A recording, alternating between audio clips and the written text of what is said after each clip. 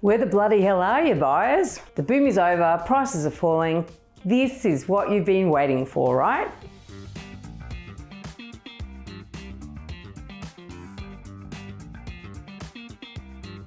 Now, have you heard the term sellers markets and buyers markets? In a seller's market, owners list their property for sale with confidence, knowing that they're basically going to get their price.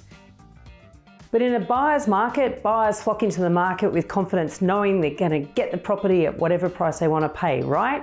You see, buyers in a buyer's market fail to do what sellers do in a seller's market. They fail to take advantage of the situation when it's actually in their favour. In years gone by, I could talk until I was blue in the face, trying to encourage nervous buyers to take advantage of a property downturn. And who am I kidding? Here I am doing it again. And in my 22 years of property experience, this is the 7th downturn that I've experienced. The first few did fill me with fear.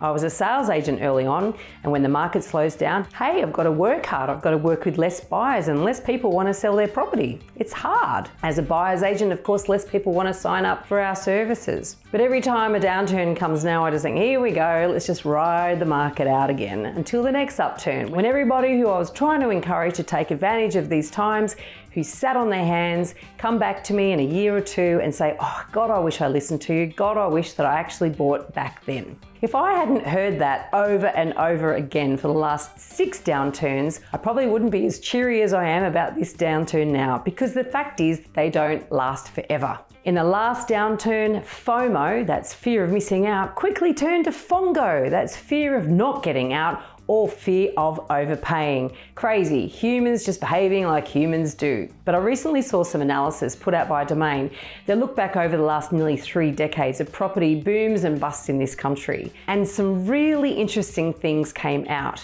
In each of those property booms, house prices rose on average 32.7%. Now, do you think they fell by the corresponding amounts each time? Well, of course they didn't. In each downturn, the average decline in prices was 3%.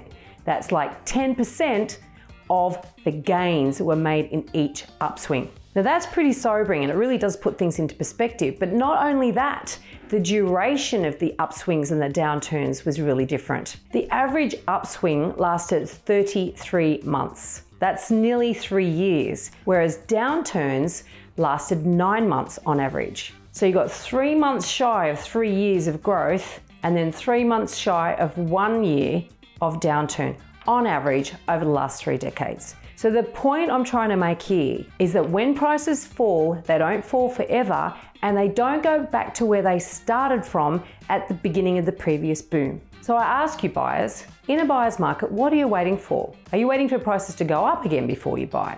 And funnily enough, that is precisely what happens. So rather than sitting on your hands waiting for the market to change, I encourage buyers to sit on their hands waiting for the right property. And it might come up in a downturn and it might come up in an upswing. But if you're buying the wrong property, that's something to be avoided regardless of market conditions. But if you're buying the right property, well, you don't want to miss out if it happens to come on the market during a downturn. And I'm all for more truth, transparency and trust in the property industry. If you want to join the conversation, or perhaps give me a story about your own property journey and how you try to time the market and whether or not it worked, then please leave a comment.